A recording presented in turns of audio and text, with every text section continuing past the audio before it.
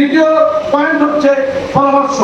পরামর্শ করে কাজ করা, ওয়াশাবিরহুম ফিল আমর, পরামর্শ করে কাজ করার অভ্যাস তৈরি করতে হবে। একদিকে পরামর্শ দিতে হবে, অন্যদিকে নিজে পরামর্শ আহ্বান করতে হবে। পরামর্শ ছাড়া একটি সংগঠন সঠিকভাবে চলতে পারে না।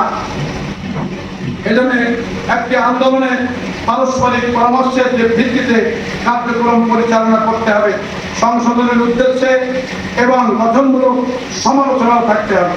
এজন্য আল্লাহ তাআলা নির্দেশ দিয়েছেন, ওয়াশাবিরহুম ফিল আমর, আল্লাহর নির্দেশ তুমি কি করো?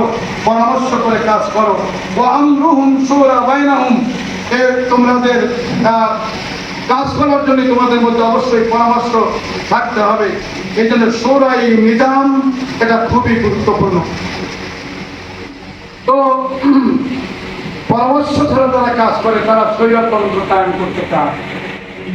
সেক্রেটারির সাথে পরামর্শ নেই, বাইতুল মাল সেক্রেটারির সাথে পরামর্শ নেই, নিজে একা একা বাইতুল মাল খরচ করে ফেলে, নিজে একা একা সিদ্ধান্ত দেয়। এরকম যদি অবস্থা হয়ে যায় তাহলে পরামর্শ ছাড়া যখন কাজ হয় তখন সেইখানে আর কোনো রহমত থাকে না, বরকত থাকে না, কেউ কাজ করে না, মান অভিমান করে সবাই দূরে চলে যায়।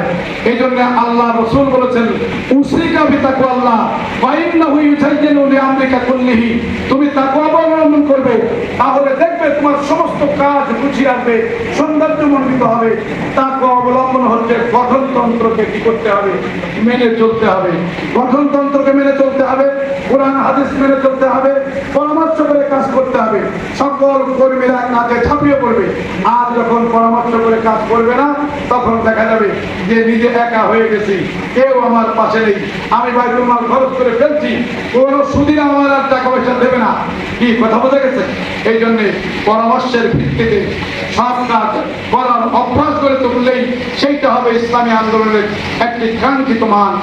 ইসলামী ছাত্র শিবির যারা করে, আমি যখন ইসলামী ছাত্র শিবির করেছি আমি মনে করি ওই সময় যদি আমরা শহীদ হয়ে যেতাম, ওই সময় যদি মারা যেতাম তাহলে একজন জান্নাতি মানুষ। কি কথা বোঝা গেছে?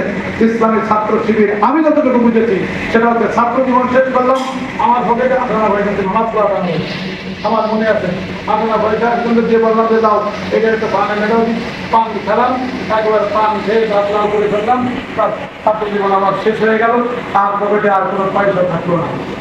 বিষয়টা হলো যে পরামর্শ, জেলা মহানগরীগুলো সাধারণত একটু পরামর্শের ভিত্তিতে বেশি থাকে, আর জেলাগুলো একটু পরামর্শ কম, কারণ সদস্যদের সংখ্যা বেশি, তো এই জন্য আর পরামর্শ ছাড়া কাজ হয় না, সব পরামর্শ করেই করা লাগে।